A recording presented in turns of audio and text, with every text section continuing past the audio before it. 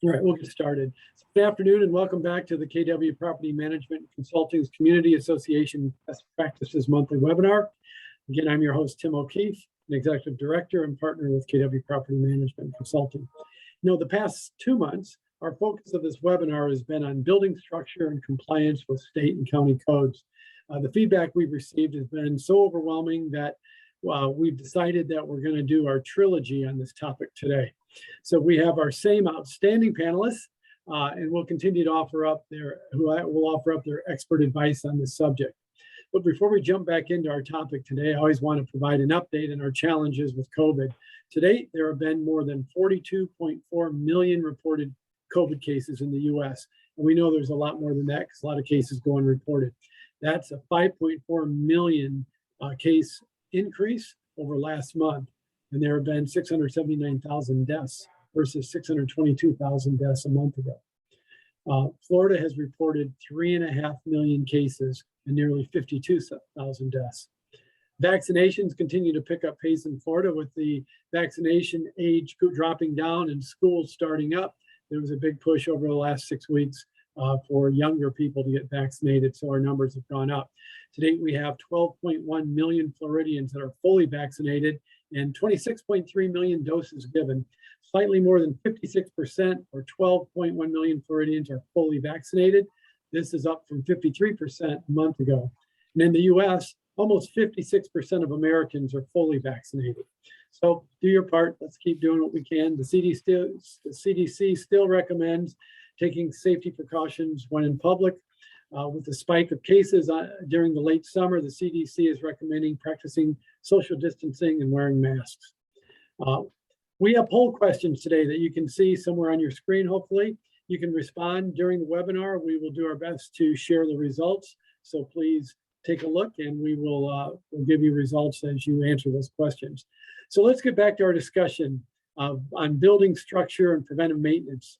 From last month, we really focused in on a little bit more preventive maintenance, insurance, and some different best practices. We had a number of questions from last month. We didn't get a chance to answer all of them. So hopefully today, I've got fewer questions. We can get to more of your questions, ladies and gentlemen.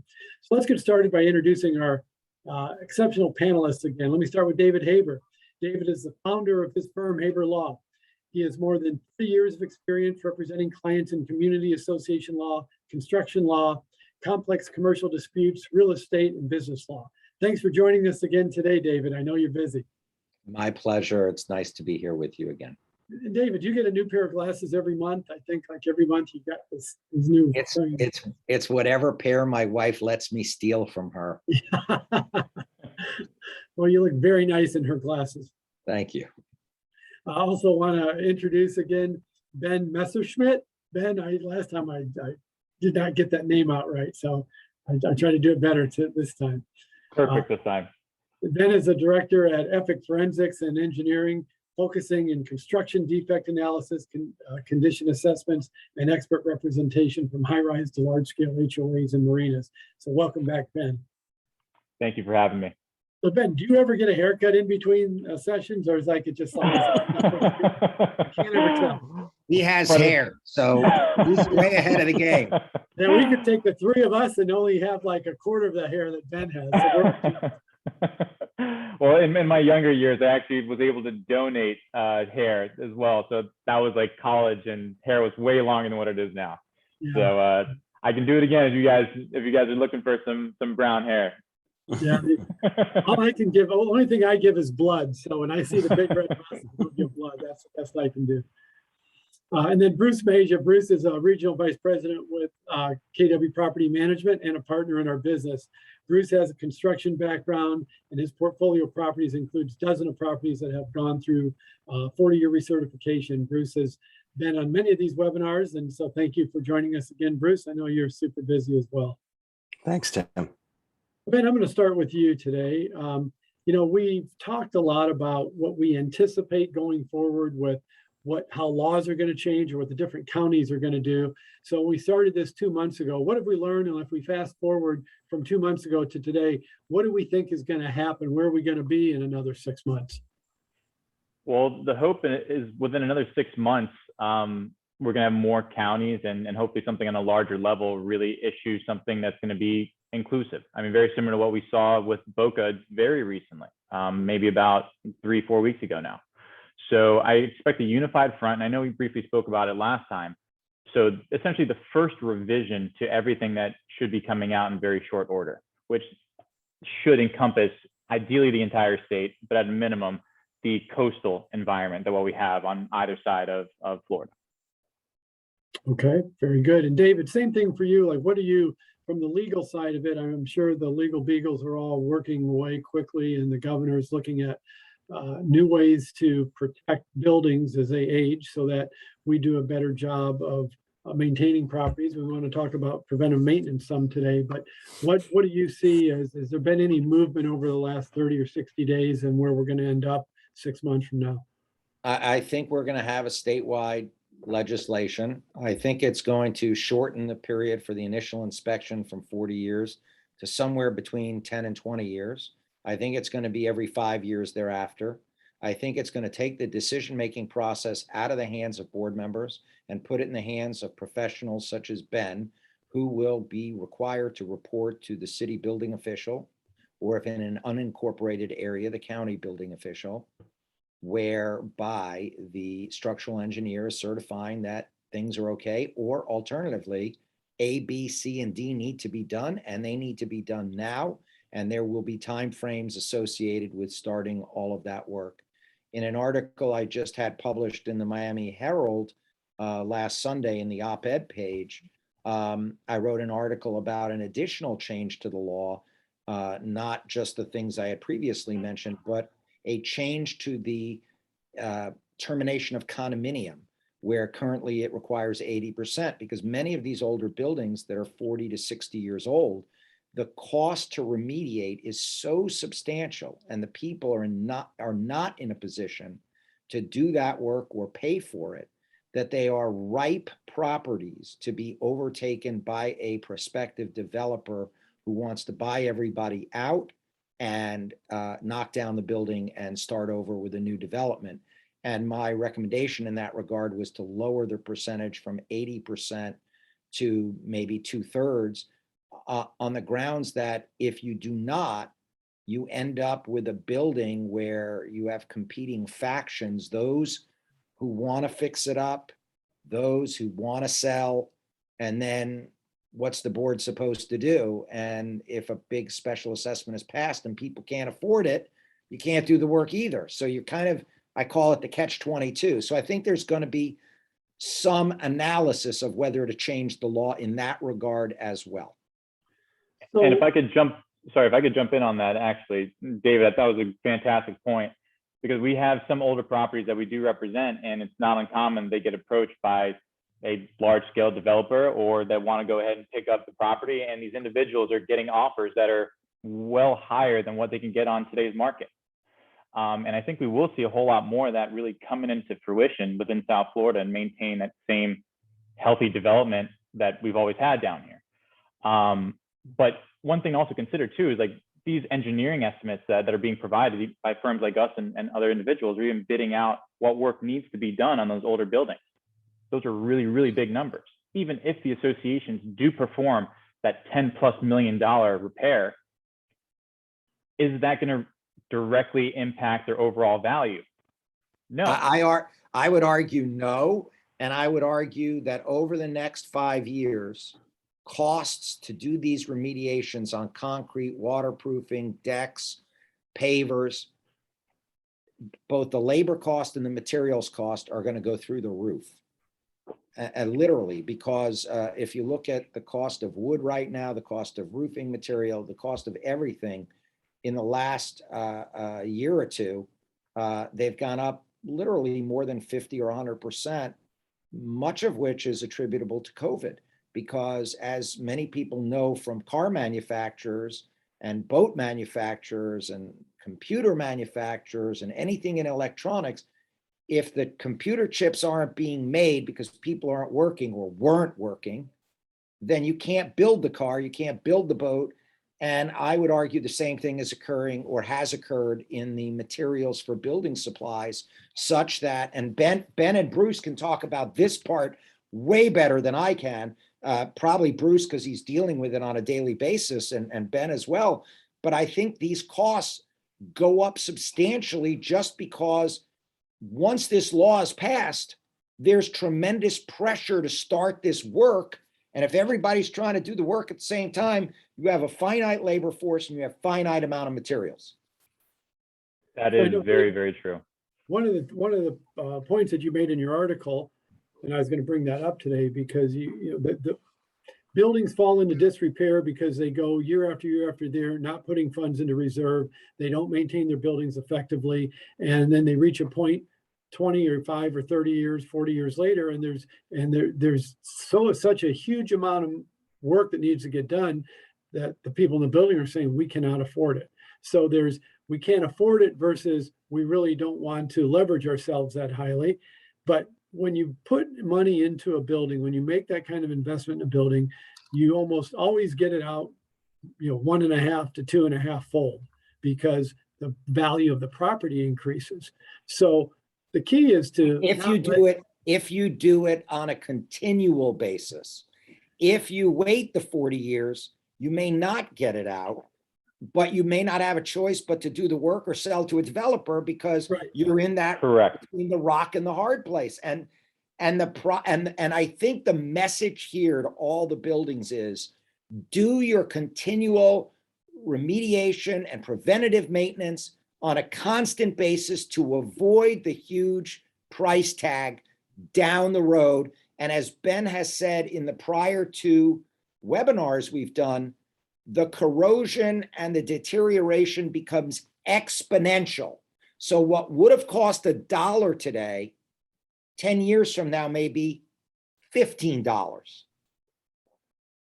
Yeah, absolutely. It's continual maintenance. It's how do you avoid a sunburn when you're outside? You put on sunscreen.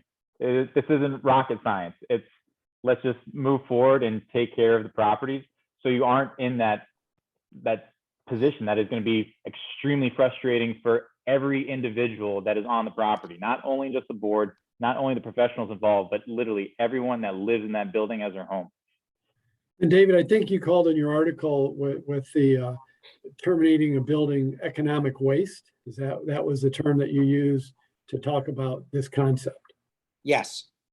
And I think we're going to need an expedited process to deal with people who don't want to sell, because remember, even if they're offering you twice the price of what the value is today, as everybody now knows, buying a new place is more expensive. So, and a lot of people don't want to do it, because if it's their homestead and they have a homesteaded value tax wise of, let's say, $200,000 and the property's worth $700,000, even if they were to buy a similar property in Dade County at a 2 times, your taxes on $200,000 is $4,000. Your taxes on $700,000 is $14,000. So your operating costs of your new home are so much more expensive that people are automatically not going to want to sell. But you run into this problem of, we can't afford to fix it, we don't want to sell. What do you do? Yeah, because when you sell, you still need a place to live, because now's a great time to sell because of the value of homes, but then you got to go buy something that's exponentially more expensive than what it would have been 5 years ago. If you're moving to Marietta, Georgia from Hallandale Beach, Florida, it makes sense. If you're moving from Hallandale Beach to Hollywood Beach, it's not so easy. So Tim, I want to personally thank Ben and David for doing my job, because I'm going to take this recording that they've just talked about to all of our clients, because it's always the management company that has to deliver the message from these professionals to give them the news. And, usually I get, you guys are crazy. This is not going to happen. This is too expensive. Find a better way, and so forth. So I hope for the people that are watching, and you're listening to Ben and you're listening to David, they're really solidifying and really, giving you the message that a good management company or someone like KW from that end is delivering. I can tell you, gentlemen, and if you read David's article, I guess I'm one of those people that still get the print issue, but I was really happy to see David's articles. I personally, as a company, we have experienced this a number of times, and I'm experiencing it with a building right now where there is a developer coming in. They cherry pick these spots that people should know where it's prime real estate, and they're going in and they're marketing. So I couldn't agree with more with what David's and it's problems, and people don't want to leave their homes. This is very personal of what David's saying. This is not, selling a used car, everybody. This is your home. And, there's a lot of emotions that go into this. So, thank you both for really bringing this up so early in our conversation, today. And I really do appreciate it. And hopefully people are listening to the words of advice that you've been giving so far. And Bruce, I would contend that if a board member is listening to this and these tough issues are coming up, how much to spend, how to do this work, who to hire as a structural engineer, asking the management company, what do we do? The board is going to get a lot of pushback from owners. And you saw that in Surfside. That taking 2.5 years to pass a special assessment that started at 5 and turned out being 15 million, which of course creates issues in and of itself, because if you're an owner and you're hearing 5 million and you're getting used to the word 5 million, and then a year later you hear it's now 15 million, you freak out because now you realize triple the amount of money is going to be coming out of your pocket. So one of the things I would suggest is that when the boards have to address these issues of preventative maintenance, remediation work, 40-year certification, whether to terminate, don't just have your management company there, because your management company is repeating what they're hearing from Ben and I. And sometimes the board needs the cover of not just the management company, but the other experts behind the management company, who are the ones whispering in Bruce's ear. And instead of Bruce having to take the arrows along with the board, which is never fun, why not invite the people who are the real people saying, no, Bruce, you got to do this, or no, Bruce, you can't do that, whether it's Ben or I or someone like us. And I think that is part of the message is prepare for these meetings better, and don't be penny wise and pound foolish. The hour of, or 2 or 3 or 4 of preparing us and having us there is the best spent money as compared to a year going by where you can't get a consensus, because remember, $1 today on an exponential level means $5 next year. So the sooner you get through this process, the cheaper it is. And the last thing you want to see with that is something lost in translation. I mean, it becomes a telephone game at that point, where there might be some misinterpretations, whether it be something technical from the engineering end or something technical from the legal end. And you may get questions that are really good questions that Bruce is not a structural engineer. As much as I love Bruce, Bruce is going to say, I got to check with the structural engineer. And I love Bruce, but he's not a lawyer either. And so if you don't have the lawyer there and you don't have the structural engineer there, and owner questions come up like, well, why do we have to close off that part of the garage? Why can't we, reinforce with some reinforcement beams and scaffolding and still use this part of the garage? Bruce can't answer that. By the way, I can't answer that either. That would be a Ben question. It goes back to what we were saying in, the last 2, webinars that we've done. Assemble the team, David. You got to have the team there. Get a good team there. I know the first thing out of some boards is, oh my God, I got to spend money for the attorney to be there. I got to spend. It's probably the best money spent to have this team there, being able to work through this. It could save a lot of grief. It can save a lot of misunderstandings. It could save a lot of money down the road, because by formulating the right team, It's like going to both of these guys and saying, what can we do to value optimize this? Is there a way to do this? This is what the teams do when you put a good team together with good suggestions. And maybe it's not the 15 million. Maybe we could do it in a different way. That's 12 million that can meet code, that does what we need it to do, that will last the amount of period of time and all of that. So that's, And by the way, Bruce, it's not just the money. A lot of it is the logistics. How do we shut down the entire garage versus part of the garage? How do we use our pool for as long as we can during season? How do we scaffold around the front entrance so that we have access? How do we get to our loading dock, et cetera? I just wanted to throw something out. Lisa Beers asked the question that I'm not going to answer. I'm going to throw it to Ben.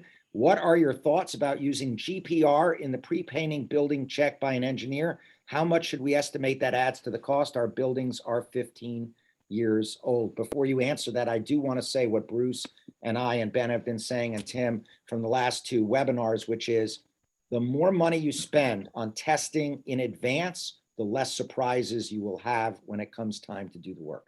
Ben?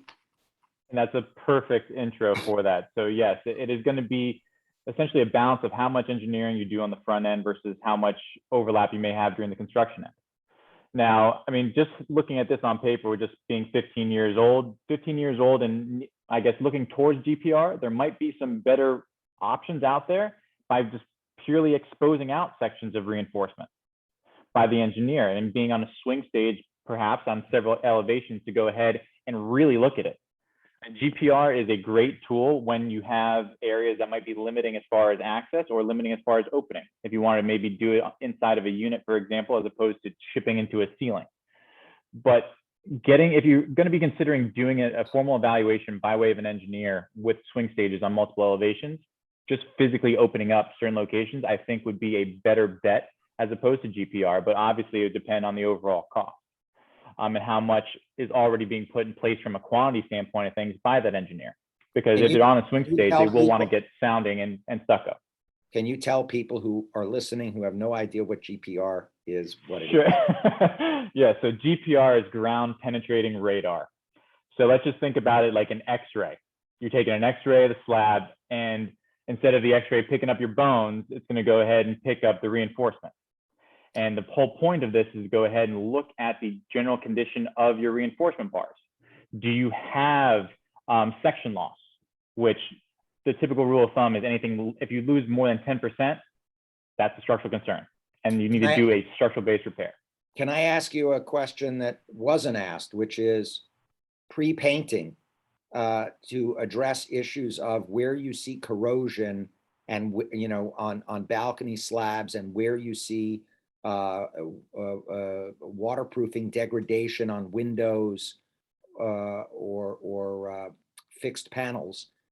Are you using drones to analyze the exterior of a building, either pre-swing staging in order to get just a general idea and then figure out which sections look the worst that you should check, or are you not using drones at the present time?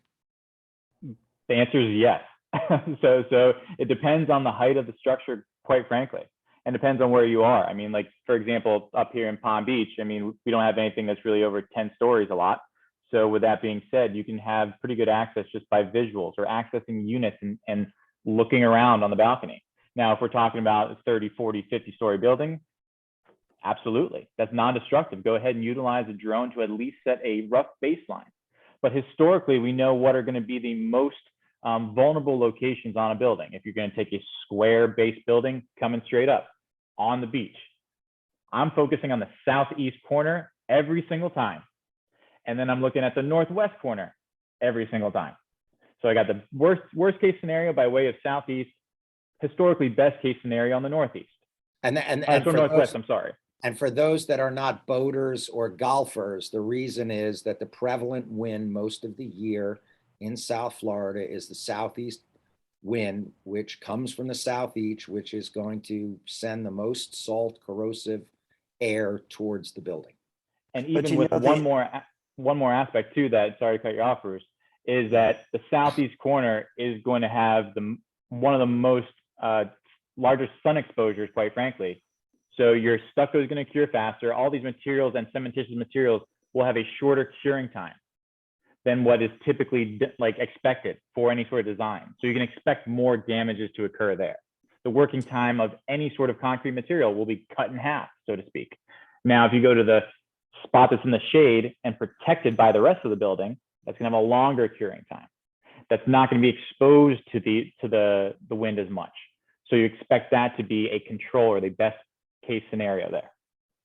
You know, this was a great question because it kind of segmented what we were saying earlier. You know, everybody thinks that we're going to do a painting project and we're going to put lipstick on a pig, as they would say. And, you know, we're just going to shy away from that. So this question to me that Lisa asked was a very good question, so that everyone should realize, you know, you can't, you know, kind of call it a painting project. Once you're up there and once you start discovering things, then you start to cost yourself more money. So do that pre-prep work first, which we're talking about right now, and then you'll get a better idea. It's what David's saying. Now your budget's coming better. Now you know if you really, and down the road, so you're 15 years into this building. Everyone says, oh, I got a brand new building. It's perfect. Everyone, we're in South Florida, the elements attack our buildings a lot faster. So if you are sitting on the beach, if you are sitting, you know, maybe where that salt air is attacking you a lot faster, those things, you know, and Ben could attest to it more, the lifespan is much less, you know, much less than it would be greater, you know, sitting, you know, inlands, but that has their problems also when they're all the way out in the Everglades and everything else. They've got other issues out there and so forth. But Tim, I see that you've got some more questions for us. I know that you've got some other things. Hey, you guys are doing a great job talking, but I think that one of the points that David made earlier that I want to reinforce is that a lot of people on the call, maybe over the last couple of months, might say, you guys are talking about older buildings, 40 years. My building's only 15 years old. It's only 26 years old. But one of the things that David talked about is when this law changes and goes into effect, it could be, if you're pushing at 15 to 20 years, you need to start putting work into these buildings mandatory so that you don't reach 40 years and not have that done, which means everybody needs to be thinking about this now and everybody needs to be planning. And now is budget season, ladies and gentlemen. So it's a good time to be thinking about reserves because that's how you get that funds. I would argue, Tim, that it's even before 15 years. And I'm going to ask Ben the direct question. How long is a painting job, how long is the paint and sealants on your building supposed to last? I would argue 7 to 10 years, 10 years being the max. And I would argue that anytime someone calls it a painting project after the first 7 years, It's not. we need to change the definition to painting, waterproofing and sealants, and any concrete restoration work that needs to be done. It's not just painting.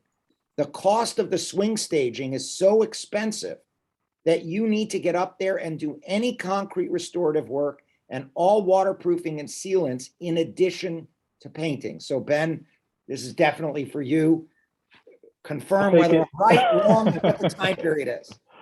That's a pretty good time period. But before you even get into the time period, I would go one step further and just call it a restoration project. That's what it is. Painting, even if you were to go ahead and consider it just as a painting and no engineering was done on the front end, you will have added costs of a minimum of just stucco. There will be stucco. I will put everything I own and everything to my name on it.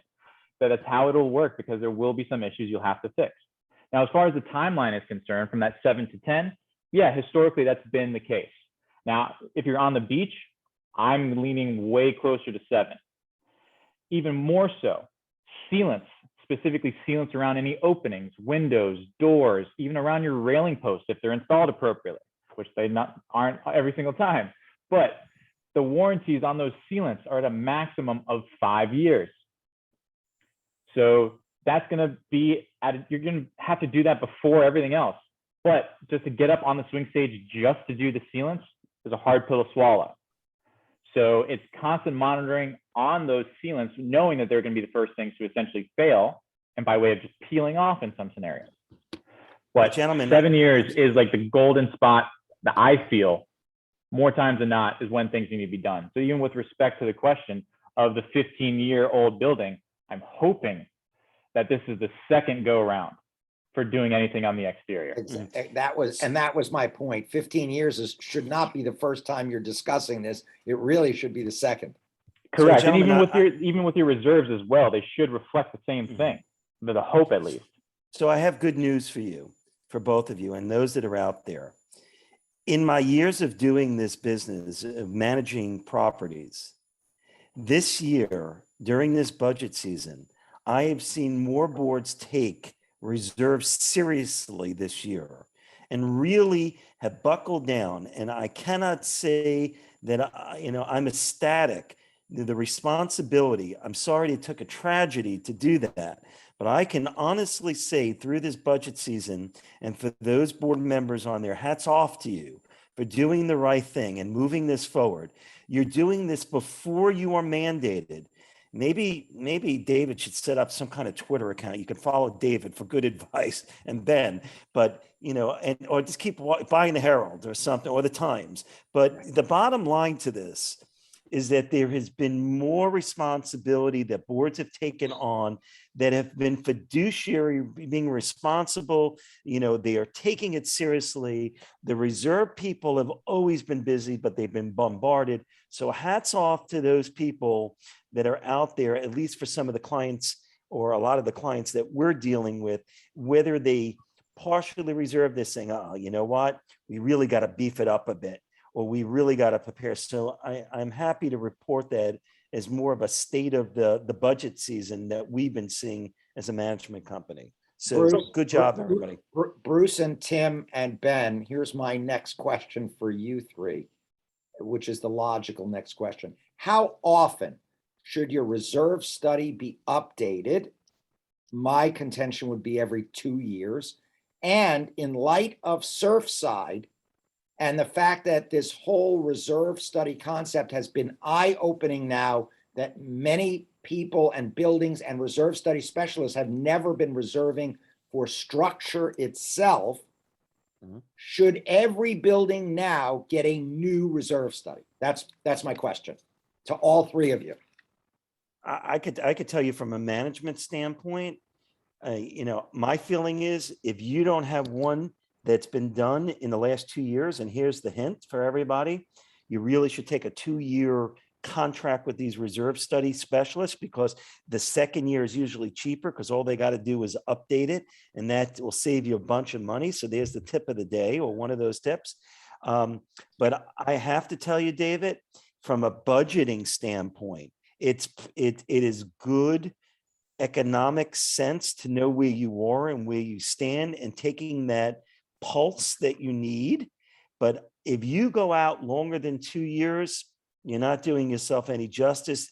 Just like you were saying, expenses are going up, things are deteriorating. I think reserve specialists are getting tighter in the way that they calculate things. I also believe that, they are also in a bind like engineers right now. So if you're looking for a good reserve specialist, then I would, start making those appointments now, because it may take them 5 or 6 months to at least get to you. Ben, what do you think? And I presume that's where KW can come in and help you by having one of its preferred vendors in reserve studies get to your building. Whereas if you're managed, independently by your own individual manager, We don't do it on the preferred way. We use people that have given us satisfaction, given us good service, that we recommend, that they could go out there. We want to choose reliable and reputable ones, because everybody's not a specialist out there. And that also goes back to the philosophy of reserves. Should I continue to straight line? Should I maybe go to the pool method at this point, maybe those are the conversations that you really start having with your management company, with your engineer, with your reserve specialist. Ben, let me give you the chance to answer as well. Sure, and I'll start with the technical aspect of things. So, I mean, aside from the time frame of 1 or 2 years, absolutely, every association should be taking advantage of that. It's even just a mild update with your current reserve specialist, because they will offer even financial incentives to go ahead and do so. It just practically makes business sense. Now, getting to the great point that David made regarding should structure or structure repairs be added as an additional line item, generally speaking. And I would absolutely agree. I mean, something has to be put in place. But now the issue that does arise, though, is that you have a reserve specialist going ahead and doing this.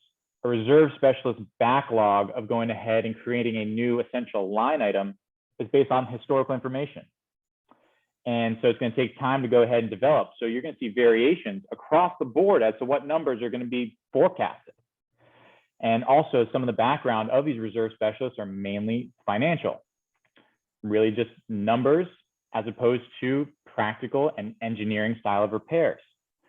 So I think there's going to be a lot of collaborative efforts between engineers and reserve specialists to go ahead and try to make that wave that I was mentioning a little more uniform, because having incorrect information is just as good as having no information. I will say that now that people are much more wary of waiving reserves, the reserve study becomes even more critical to be updated annually, because your budget is based on this year coming up, not based on information from 3 years ago. But I will also say, Ben, something has to be done, because when I wrote my article for the New York Times and talked about pooled reserves and doing reserves for certain things, I got a lot of emails from some reserve study specialists who said the building structure itself is not part of the reserves from the Reserve Study Institute. So it would in essence become creating a new line item. And so really there's no, as you just said, there's no precedent for it. There's no historical data on it. I think it's going to take some time, Tim and Bruce, for them to get those line items worked out in their own professional association, because right now they don't know how to reserve for the structure. Correct. Absolutely. Two things I want to bring up here. One is, when we've talked about this in the past, we really said it's really important to have an engineer do the reserve study, not have an accountant that's just running numbers to tell you what kind of useful life is left. You actually have to get someone who knows the equipment, puts their hands on it, and goes out and does it. So I think that's one thing that's a recommendation of best practice. The other thing, David, is, let's fast forward a year from now. We're sitting here in the middle of September 2022. We've been through another legislative session. What can we expect for boards being pushed toward mandating reserves? Is that going to happen? Because I think it's going to be part of this new legislation, along with the 15-year, 10-year, 20-year, whatever the number is, and then every 5 years thereafter. I think you are going to see, and I am definitely recommending, and have told the Florida Bar Committee, as well as 2 state legislators who have contacted me who are drafting legislation, that pooled reserves should only be allowed to be the pooling of reserves for structural and life safety items cannot be pooled with pool furniture and lobby carpet and tile and wallpapering. You cannot raid the structural and life safety reserves to make your lobby and your elevator cab look better, number one. And number two, there should be a non-waiver, an absolute, irrevocable, you cannot waive life safety and structural reserves. And I think you're going to see that as part of the new legislation. So David, let's just assume that you're in a property that's 18 years old, and they put the law at 15 years, and you haven't done a good job putting reserves aside, and let's just say you're $4.5 million behind on reserves. So when this is what's going to happen, you're going to choke. Are you going to be forced? because one of the other things that your article talked about, the state or federal government coming up with some kind of a loan program. So are you going to be forced to get caught up 100% on reserves so that, it might cost everybody, whatever, let's say $3,000 a month for the next year to get caught up on reserves, and then maybe it'll drop back down to $500 a month. But are they going to be forced to catch up, or is there going to be a period of time that over a 6 or 7 year period you get to catch up?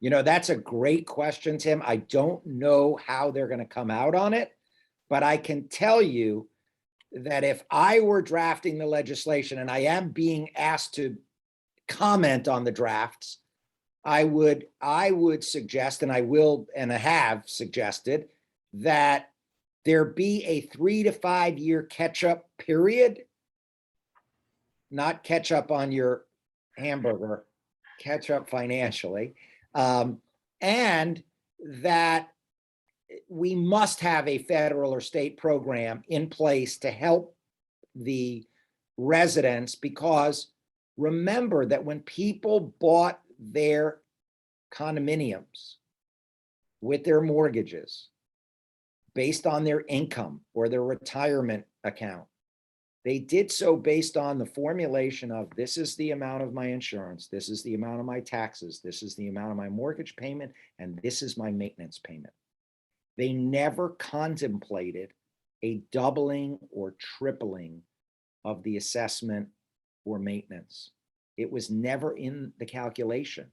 And so if you don't come up with a state or federal program, and you don't give people a period of time to catch up, you are going to have, in my opinion, huge numbers of defaults on association maintenance payments, which will result in association liens and association foreclosures, and a lot of bad blood as between the owners that are paying, the owners that aren't paying.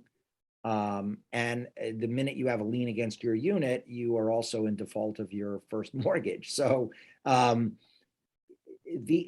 financial implications of this legislation are going to be huge. You have pointed out a very big area that nobody has the answer to yet. I suggested and proposed the answer, which is loans from state and federal government. But I also think you're going to have that catch-up period. I don't see any way around it.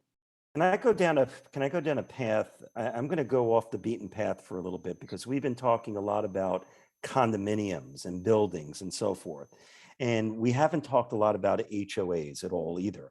And they're not under those same regulations or things, but there's lots of things that in an HOA, that the things that we're talking about now should be applied to some very good business strategies or good fiscal responsibilities.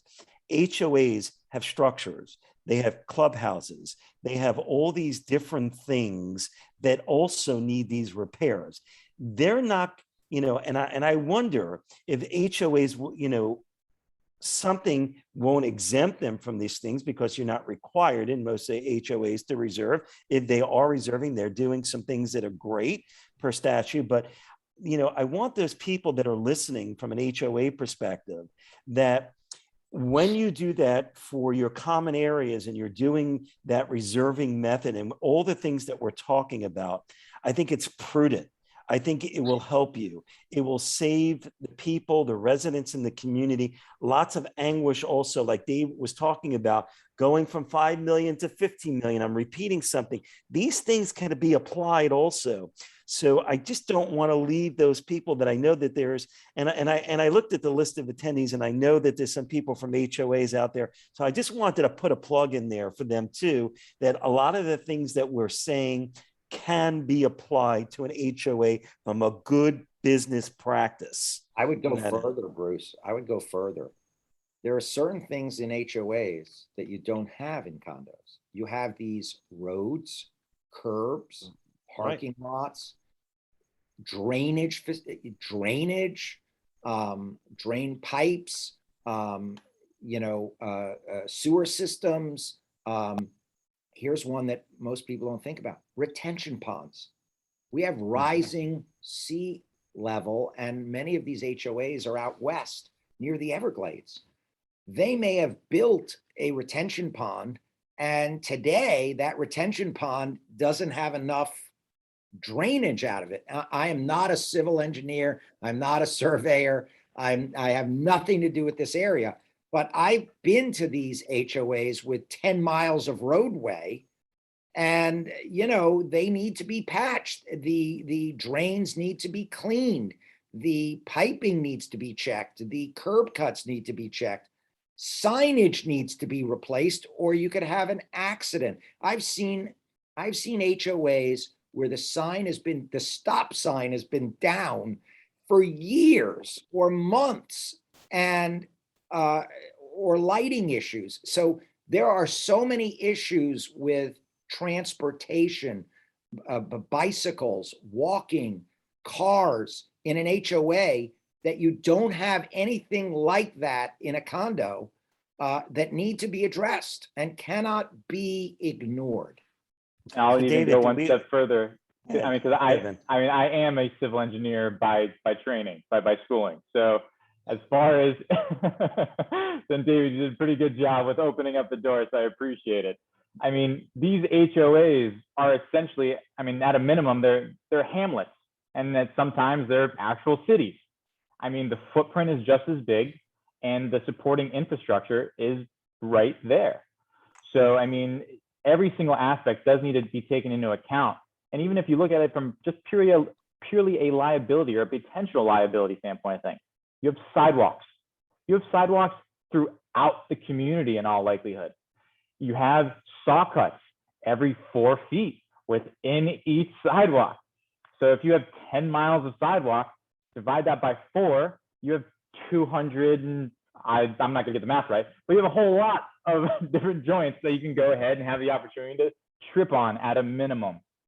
So maintaining that focus is crucial. I mean, so fine, you don't have to worry about the individual homes because those are covered by those individuals, but there's a lot of supporting infrastructure. And all of South Florida was a swamp, just about.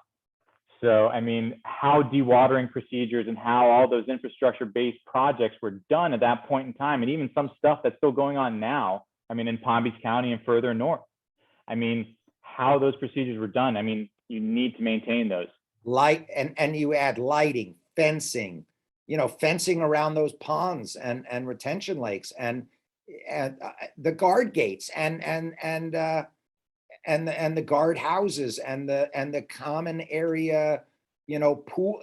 And by the way, those big pools, both the pumping systems, the concrete, the spalling in the pool, the what do they call it? A Marsite or a Marsite, Diamond Bright.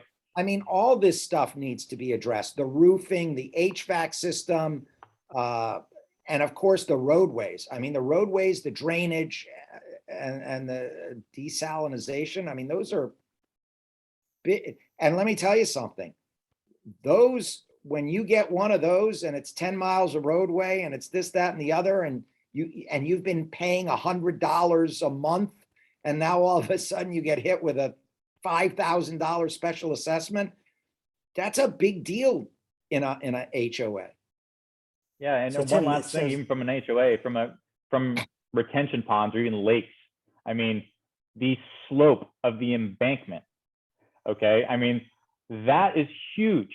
Just the amount of shoreline that you have. So there's pretty strict guidelines as to where you need to be, and the rule of thumb is no greater than 1 to 4 from your cross slope.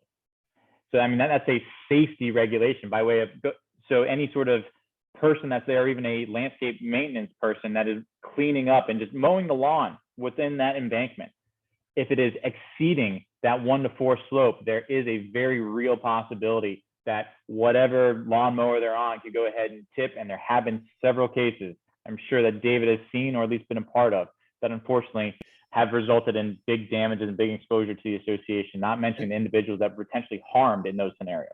And there's a lot of 558 litigation about these ponds and lakes because they're doing excavation to do the fill for the homes from those lakes. And in many cases, the slope is off the developer walks away with a cheap settlement. And now you have a lake where if a kid falls in that lake, you have a death. I mean, that's a common area, that lake. And Ben can talk about this now that we know he's a civil engineer. It's expensive to put fill in these lakes. And my question to you is not only the expense, but if you have all this water coming up with the water table, does the slope change over time because of erosion due to the water? And if so, how do you rebuild back the slope?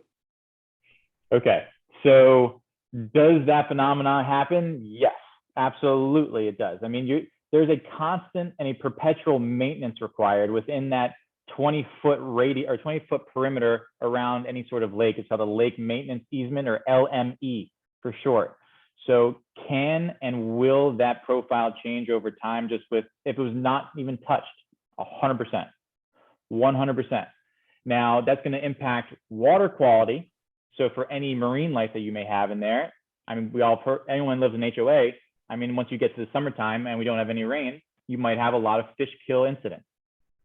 You might also have, and that's really just not enough aeration of the water. So there's a lot of different ways to go ahead and maintain certain components. There's a reason why you have all those different slopes. One slope we didn't talk about is the littoral zone slope, which is actually within the lake itself, which is usually about a 10 or 1-to-10 ratio, 1-to-10 slope. So it leaves you a wide bank to go ahead and have your littoral plants. And those actually provide the oxygen for the lake itself to go ahead and have a healthy environment, as opposed to having, lack of a better term, like a cesspool. So there's a lot of things that need to be considered as part of any sort of lake that needs to get rebuilt and maintained. And there are a lot of companies out there solely dedicated to do that. And is it pricey? Yes, quite frankly, it is. I But appreciate it you needs to guys be done touching to on make the it healthy. HOA aspect of the business, because we really haven't touched a lot on that. So this is good conversation as well. But I'm looking at the time. It's like, wow, it's getting close to 4 o'clock, and we haven't even talked about one of the big things, which, Bruce, I'll ask you the question. John in Palm Beach was asking, when a property starts its preventative maintenance process, what should be in that preventative maintenance plan? Because we're talking about, gee, you haven't done all this stuff. It's been 25 years or 40 years later, and now you've got a big expense. So if you do start putting a plan together, what should be in that preventative maintenance plan today? Well, there's a couple of aspects of a plan. First, you need to, do an assessment of what you have. I think it's a real good idea to make sure you understand the assets that you have. And when I say assets, I'm talking about, generators, boilers, pumps, things of that nature. You need to understand what you have. You need to understand who has been maintaining those. Is it been the in-house people? Has it been a company that you've hired to do those? From our aspect, from our philosophy, what we'd like to do is, when we put a preventative maintenance plan together, we want to look at things that we take care of on a daily, weekly, monthly, quarterly, and yearly basis. And that's how we put those plans together. And there are certain steps and certain items that need to take place during the year to be able to maintain the asset in a correct manner. So when you have those plans, and if you have a good engineer also that can help you through that, if you have good companies, for example, some have generators on their property, they might use a generator company that comes in on a quarterly basis that's going to go ahead and follow the manufacturer's suggestions follow the manufacturer's instructions of how to maintain that piece of equipment. Because, ladies and gentlemen, what you're dealing with is some of these assets that you have cost a lot of money to replace. It's not cheap to replace a chiller, a generator, replace a fire pump. I could tell you, I have a building right now that's going through trying to replace a fire pump. 7 to 14 weeks of a wait just to hope that they're going to get a pump, or even longer. So, like David was saying, pumps, all these things are not coming off the shelf anymore. Even if they were, in a sense that the lead times have gotten even longer on them. So when you follow those manufacturer, information of how to really put the preventative maintenance plan together for your item, that's something that I would heavily recommend also. So Bruce, again, let me ask you a question. mhm. If they don't have the fire pump and it's broken, do they have to get a fire watch person at great expense? 100%, David. So now we're looking at a guard sitting there at $18 to $21 an hour on an 24 hourly hours, basis, 24 hours a of day, and do the math. It's crazy. So this is some of the prices that people pay. So really understand daily, weekly, monthly, quarterly, and yearly maintenance. Try to look for what the manufacturer is recommending and making sure that you're following those things, because those warranties also, I want to make sure people understand with the preventative maintenance, manufacturers are going to come back, and the first thing you're going to say to David when you try to go to sue, who sold it to you, or it's in, the first thing they ask for, let me see the logs. I want to see your Let me I want to see your maintenance your record. maintenance, I want to see your maintenance schedules. That is the first thing that they're going to say. That could be in elevators also. That could be in all those things that are there. And that's the first thing that a good attorney is going to say. I want to see the schedules. I want to see the maintenance there. And if you're not doing it and you're not showing a proper plan, then you want to know something, David, I'm sorry.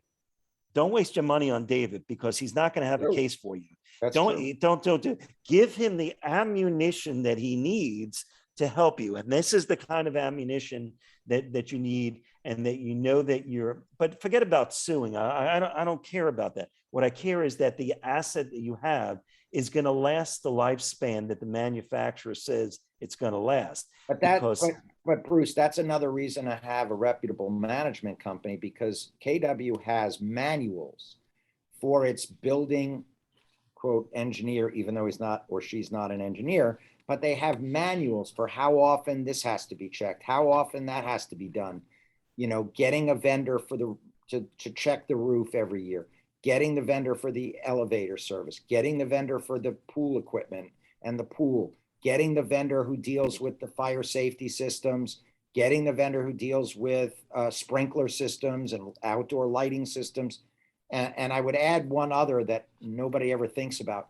A lot of paver systems have sand underneath. That's how they are put in place. I want everybody to understand, I am not a structural engineer or a civil engineer, but with the rain in South Florida, the water table in South Florida, anybody who thinks that the amount of sand that was there on day one is the amount of sand that's there 6 months or a year later is crazy. And you are constantly having to re-add sand, and you are constantly having to fix and repair those pavers. And if you don't, and you don't spend the $2,000 a year every year, within 5 to 10 years, you will need to spend $200,000 to redo the entire system. Am I wrong, Tim? No, you're not. But I want to make a good point I want to make a good point that you made, David, and Ben can back me up on this. And you mentioned roofs. One of the things about a manufacturer, when you put a new roof on, there's a clause in some of these warranties, and it calls out to have a yearly inspection on the roof. So when the manager comes and says, we need to sign a contract, to make sure that our roof is inspected, and it's going to cost us $1,800 or $2,500 to go ahead and make sure, don't be penny foolish and in your budget and say, let's not do this. These are some of the, pitfalls of preventative maintenance that people shy away from, because then the manufacturer says, show me, did you do the yearly inspection on the roof that you need? Did you make the necessary repairs that were done? And that's what also the roofer contract that you hired to do the roof is going to defend themselves, because you've got to keep it up. So this is budget. You will void your warranty on your elevator equipment, on your roof, and in many other systems if you do not have a maintenance contract with a vendor either the one who originally installed or another vendor. If you do not have that checked, inspected, and serviced, you will lose your warranty. I am And the worst saying all part this. about that, sorry, Bruce, the worst part about that Good, Ben. is for the roof, just using that as an example, that's a 20-year warranty. This is not like a 2-year warranty or a 1-year warranty. If you slip or trip along that way, that costs you the rest of that 20 years. That's terrible to hear. And you don't want to see that when you have And by the way, the professionals cost of that inspection is like $1,000 or $1,500 a year for 20 It's a drop years. in the bucket. It's a drop in the The bucket. new roof is $100,000. Right. And this is the time of the year and why I bring all this up. And this is a great point. This is the time of the year to budget for these things. These are the things that save you money in the long run. This is the area that will save you from these special assessments that come down that are very expensive. So spend $1 now could save you hundreds of dollars later on. So use some good budgeting techniques this season, board members that are on, use them so that you can really make sure. But Tim, I know that we're running tight on time, so let me throw it back to you. Oh, just a couple of things I want to cover here. We had some poll questions talking about preventive maintenance. 68% of the respondents today said that they have a preventive maintenance plan in place, and 32% said no. 44% said they have a documented plan, and 34% said no, they don't have a documented. 32% said not applicable. So I'm not sure what that means. I'm going to throw that in the no category. And we asked the question, have you had an engineering report performed on your property in the last 12 months? And 44% have said yes, and 47% said no. 9% said it does not apply. Those could be HOAs. How often does your community have your facilities and equipment inspected? 50% said annually, 15% said 1 to 3 years, and 21% said every 3 to 5 years. Only 15% said never. And then the last question we had was, do you feel that your management company or manager is working to help extend the useful life of equipment and facilities in your community? And 53% said very much so.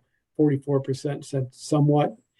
If you don't have a good preventive maintenance plan, if it's not documented, those numbers probably should come down. You might believe things are going well, but the part that scares me, the question I like to ask board members is, what keeps you up at night? And most of them say nothing. Everything's going great. But the reality is, most board members aren't experts at property management. And many of them believe they are, but they really aren't. Whatever walk of life you came from, you could be the world's greatest attorney, but if you don't do what David does every day, you really don't understand our world. So still reach out to your attorney. And when you have a question, don't try to do it yourself. Reach out to your engineer. Don't ask the guy that was an architect for 35 years in an industry. Like, there's specific things. Florida's a different beast than New York, where a lot of people came from.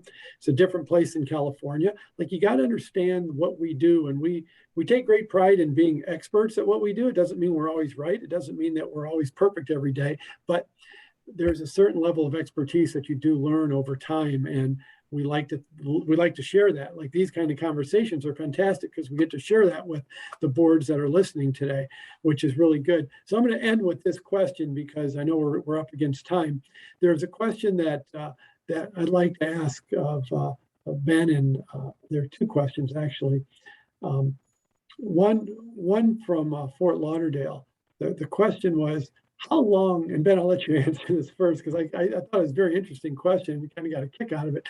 How long should a condominium last was the question. If it was maintained properly, how long should a condominium last? Condominiums, ladies and gentlemen, just don't really fall down. Like, they're not built to just expire at some point.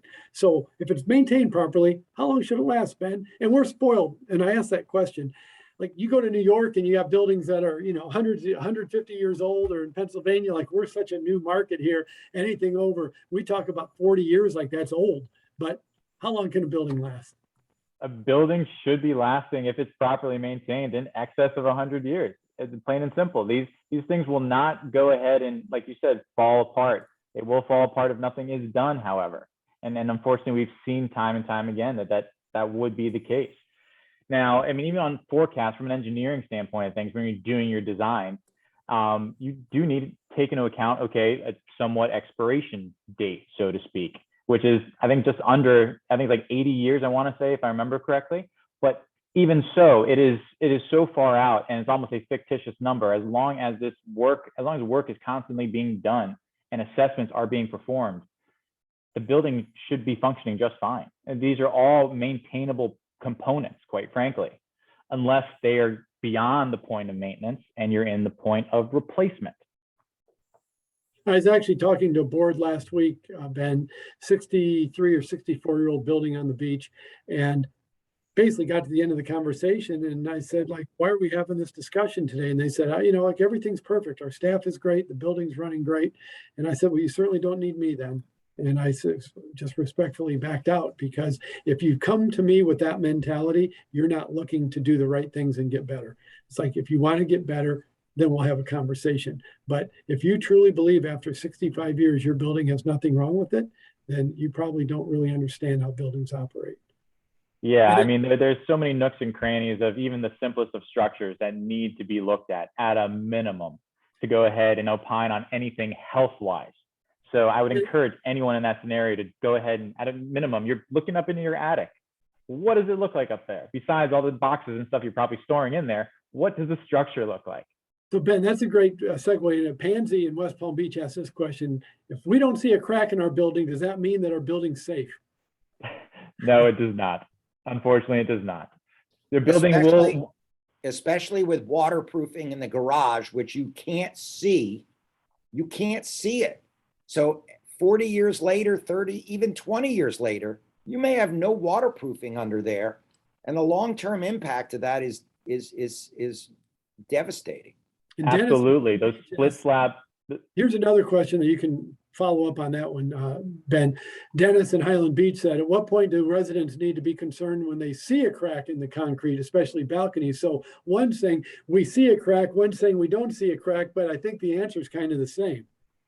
Well, once you see a crack, I mean, there's something needs to be done. And even as innocent as just going ahead and painting that crack, because if it is truly a hairline crack, at that point in time, paint can probably span that. Now, if you're exceeding that hairline crack, you're going to have to do some engineering. You're going to have to figure out why is it cracking to that extent, and it will be more structural in nature. So that is going to be the first avenue to go ahead and start that accelerated damage that may occur. You've made an opening for the water to migrate, and it's even through that hairline crack. So fine, concrete cracks. We all know that. Everybody's said it. Everybody's heard it plenty of times. But when it cracks, it will be that avenue for water to get to the steel and start doing some serious damage. Okay, I think we've reached our end. It's about 10 after the hour. Gentlemen, thank you for another great session. I think we could do this every month and there'd be more and more learning from this. So next month, I think I'm going to have to take a different tact and try to touch on budgeting, since it's budget season. We'll come back to that. And then I'd love to do this again in about 6 months or a year, though, with you guys to see what really has changed and how has life, what the planning of property management changed for a lot of boards. So I want to thank you again. You guys are terrific. You're true specialists in what you do. I think we've definitely reinforced the whole idea around preventative maintenance today and why you need to keep up with your building from a structural standpoint, as well as just cleanliness standpoint, everyday kind of things that need to be done. If you do it right and spend the money today, it's going to save you a lot of money. The old Fram commercial, pay me now or pay me later. If you pay me later, it's going to cost you a lot more. So for those of you who like this, today's session is recorded. Feel free to share with your fellow board members, neighbors, and friends. We do have a website that you can find this on at kwpmc.com, and we do have a YouTube channel at KWPM TV. I want to sincerely thank all of you for joining us today, and especially David Haber from Haber Law, the founder of the firm, Ben Messerschmidt, the director of Epic Forensics, and Bruce Masia, regional vice president and partner with KWPMC. Gentlemen, can't thank you enough. You're always fantastic. I love having this conversation because I don't even have to do anything today, but just push the pebble downhill and you take it from there. So we look forward to doing this again next month as we continue our best practices for community association chat the third Wednesday of every month from 3 to 4 o'clock. From all of us at KW Property Management Consulting, be respectful to your neighbors, stay healthy, have a great month. Thank you all. Bye-bye. Take care, everyone.